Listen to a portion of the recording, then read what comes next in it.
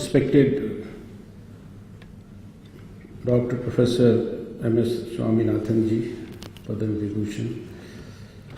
Respected Padma Vibhushan Dr. Anil Kakotkar ji. Padma Bhushan Dr. Manju Sharma ji. Professor Ashutosh Sharma, Secretary Science and Technology. Professor Kellen Nelson and Professor Paramjit Khurana, all the distinguished scientists present in this august audience, distinguished guests, all successful entrepreneurial women present and gracing this occasion, and media friends. Well, I'm very happy, and it's difficult for me to describe my feelings because I remember when last year I came for that function, which was organized in a small hall in Nasi building. So I had said this is the International Women's Year and we have organized a very small function. It's not fair for the women and particularly for the women scientists. And then I took a promise from Professor Manju Sharma and her colleagues that when we organize our next function, it should be organized in a grand manner. So there is at least a semblance of that grand manner today. I've been to this Vigyan Bhavan, I don't know, maybe at least a few hundred times in the last 30 years. Must have attended hundreds of functions, sitting there also, here also. But I don't think that we ever had a function in Vigyan Bhavan with only women scientists gracing the function, and there is a full Vigyan Bhavan. So that's, I think, really great of you and your colleagues, and more particularly our academy and Dr. Kakotkar and Professor Paramjit Khurana and all our colleagues in the ministry. And of course, greatest credit goes to all of you, the women scientists who have traveled long distances and have made this program successful. I've always had a deep sense of respect for women because I see everything in you. Means before marriage you are a good daughter, you are a good sister, and after marriage you become a good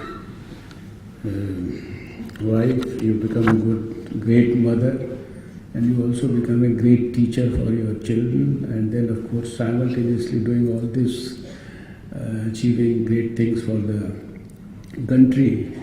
I know the life of scientists is very difficult. It's not, there is no office time because when you work inside the laboratories you have to work overnight, you have to maybe see what's happening inside under the microscope every few hours, and there is no break after evening. You have to do it 24 hours. And so it's a great occasion for me to welcome all of you here and to express my happiness and also to convey my greetings to all of you on this great day, the International Day for Women. In our country, we talk of Ardhanarishwar, and Lord Shiva has also appeared in a half male and half female form, and that's the level of respect and the commitment for the women folk that we have. And I can see you symbolize Durga also, you symbolize Saraswati also, you symbolize Lakshmi also, you symbolize Rani ki Jhansi also at times, and you symbolize for me Sita also, and then suddenly you become scientist also. So it's a So happy to see young women from Miranda House. That's one of our most prestigious, famous college of Delhi. So they were all there. They prayed for your welfare. So let me once again felicitate you and start by conveying the good wishes of my Honorable Prime Minister Narendra Modi, who specifically said that my wishes and compliments and everything should be conveyed in this meeting.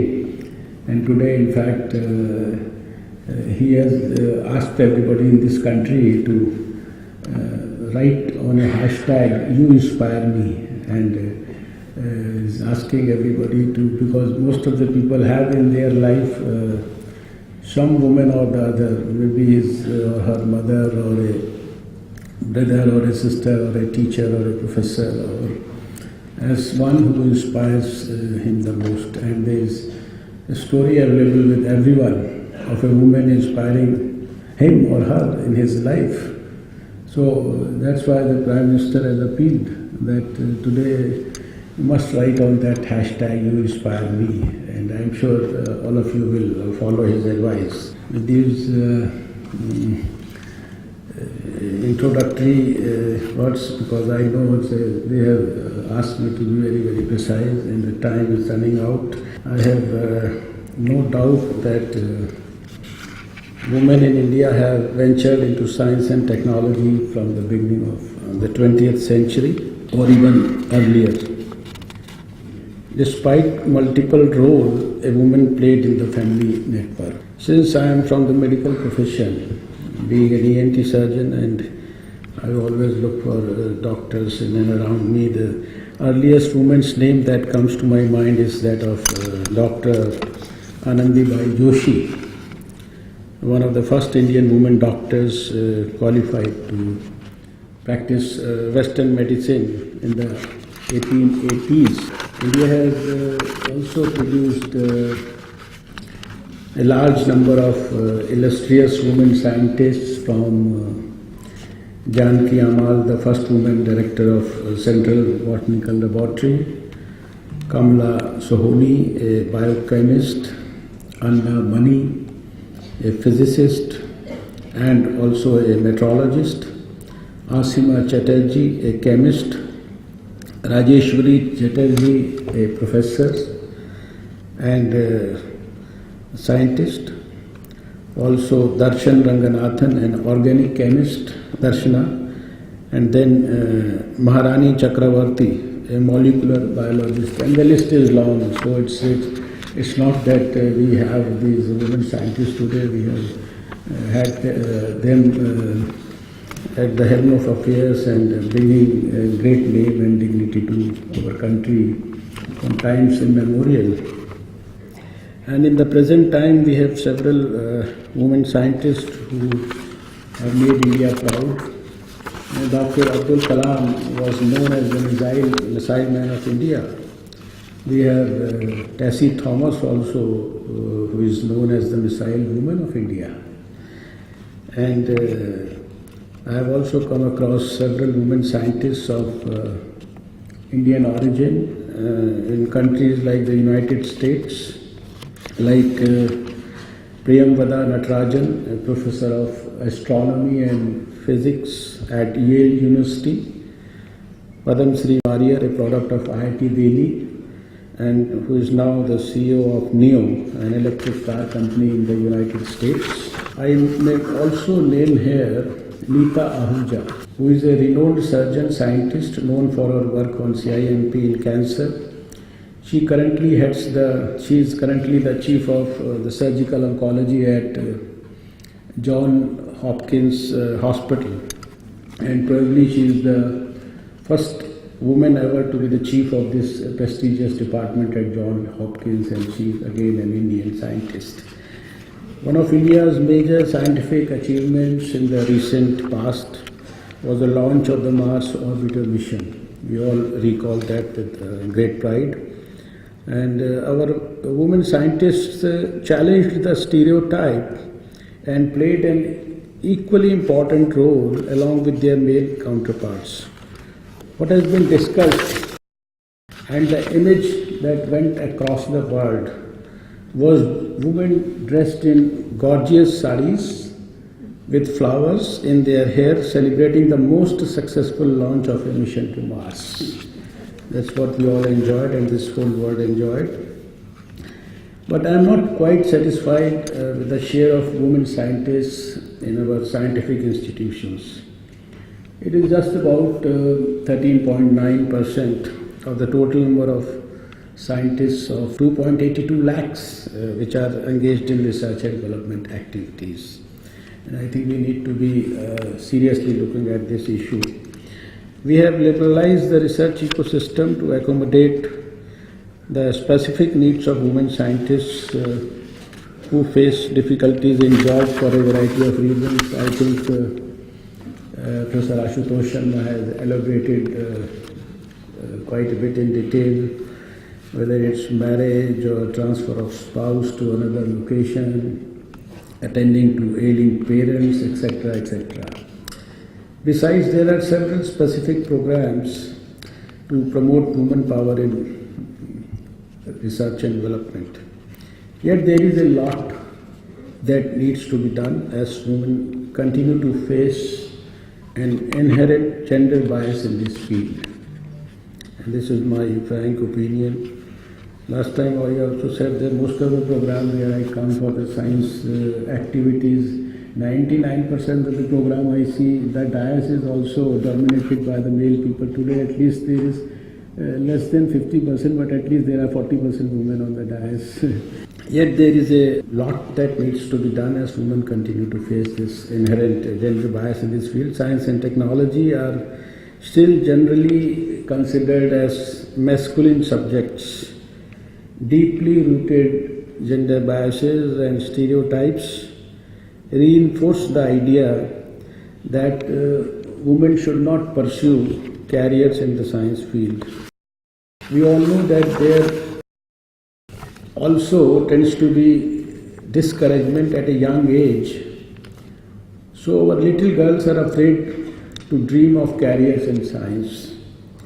Coupled with this is the fact that there is less funding even at the higher levels for women scientists. And finally, even when women reach the top levels of scientific study, female scientists receive less support for their research. It is also an admitted fact that women scientists face discrimination in leadership, evaluation, when it comes to occupying premier positions and men are chosen over them. Professor Manju Sharma and the likes are exceptions. I wish to underline this because there are many people in this audience who are part of many selection committees, so they should underline this fact that this is my observation of being in this department for the last 2, 3, 4 years.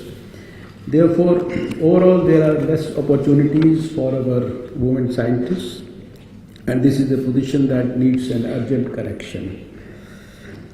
We are trying our best to encourage women participation in extramural research and development projects, and the same has increased significantly to about 29% in 2014-15 from 13% in 2001 as a result of various initiatives taken by the government in absolute terms. In absolute terms, 1,301 women principal investigators have availed R&D support during 2014-15 as against a mere 232 in 2001. Just for the sake of statistics, so that I can make my point. You all know that women empowerment is a key focus area of our Prime Minister Narendra Modi ji. And India has always recognized Nari Shakti, women power. And as our Honorable Prime Minister, I think Professor Manju Sharma also mentioned about it, but even at the cost of repetition, I say that our Honorable Prime Minister Shri Narendra Modi ji always says that India is now moving from women development to women-led development. And this is what we all wish that it should be successfully implemented. Our government has devised scores of schemes to empower women. About those which are happening inside the Science and Technology Ministry, I think a detailed mention about them has been made by Professor Manju Sharma. I don't wish to repeat them. Most of you are already familiar with them. But for the overall government system, the most prominent amongst them being the Beti Bachao Beti Padhao scheme. This scheme was started in about 161 districts, but now the government has extended it to all the districts of the country. And this scheme intends to improve the efficiency of services for the welfare of rural and suburban women and to raise awareness regarding women's rights and prevent female feticide. Similarly, we have increased maternity leave from 12 weeks to 26 weeks by amending the Maternity Benefit Act so that working women can take care of their newborns. The Ujjwala scheme is one of the very ambitious schemes of our Prime Minister, has been introduced, which has given crores of poor women in this country free LPG.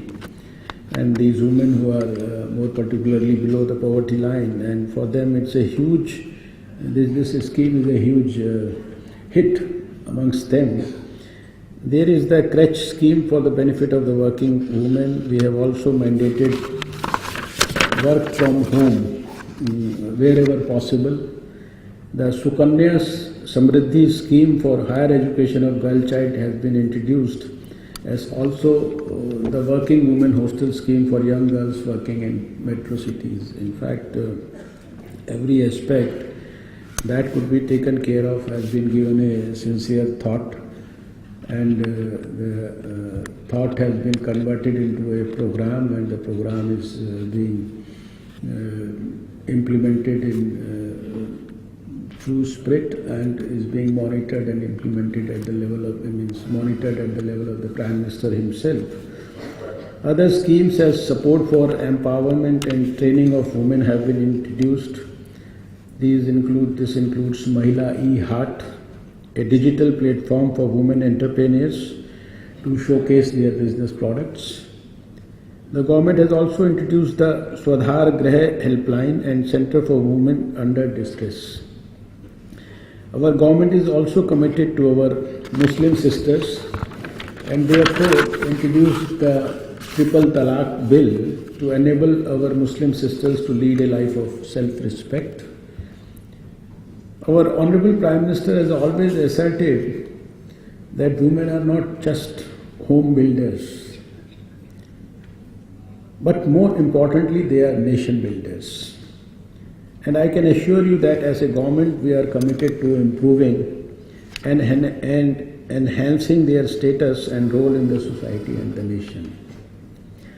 While government continues to strive to create a conducive atmosphere, there should also be a greater awareness in society and amongst the girls to break the barriers that affect their leadership and contribute to gender equality. I would not fix a limit for you, as the adage goes that sky is the limit. Our own girls went to space.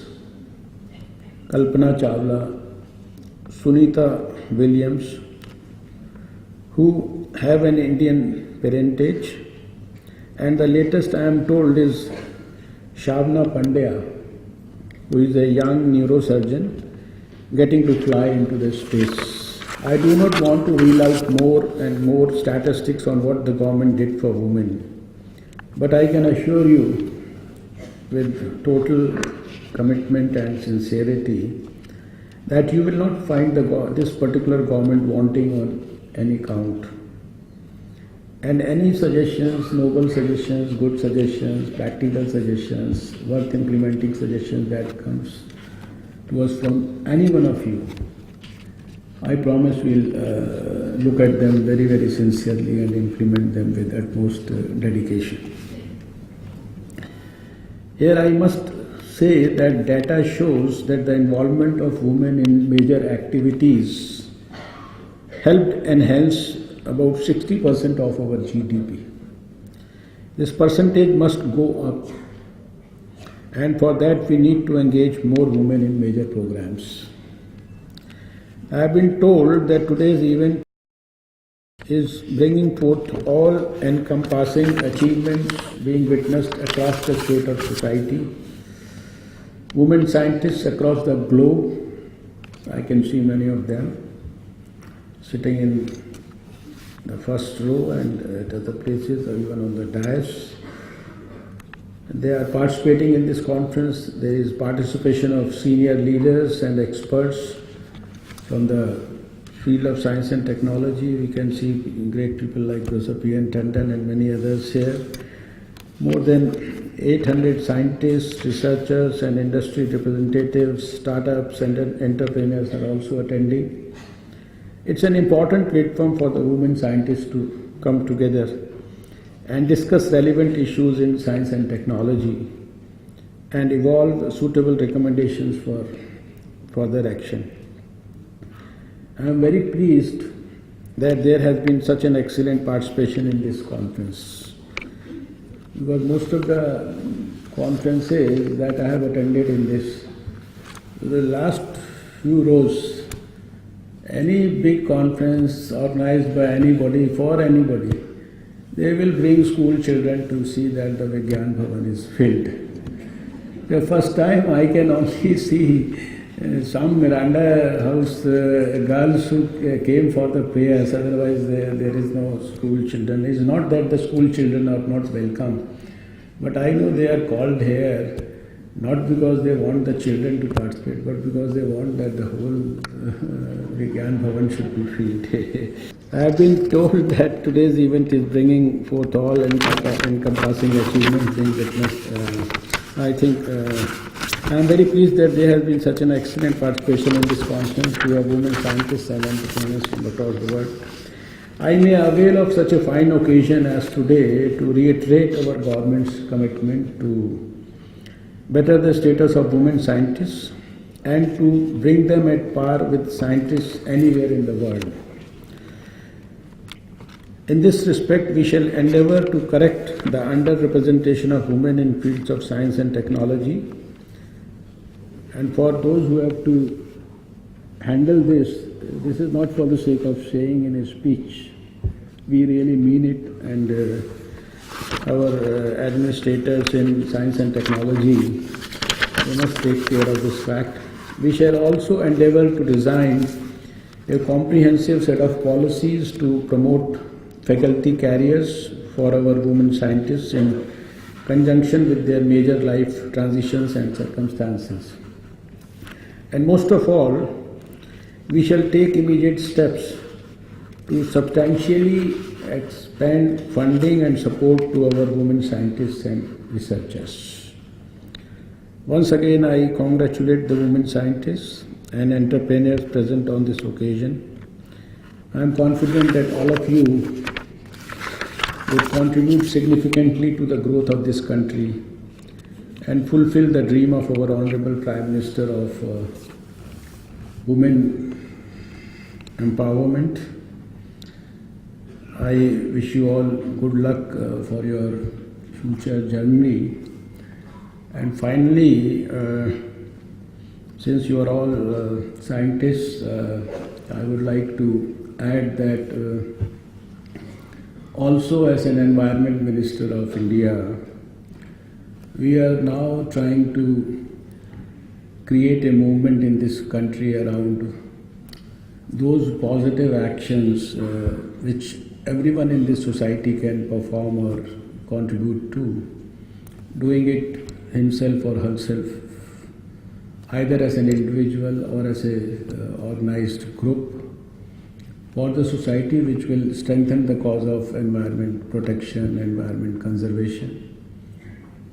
All these good actions, which number into hundreds, which we have put on an app also, and which are called as green good deeds.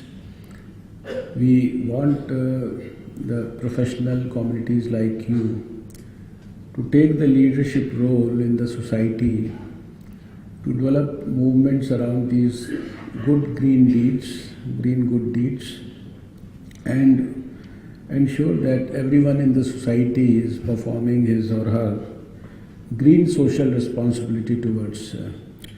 Our Prime Minister talks about scientific social responsibility for the scientific community.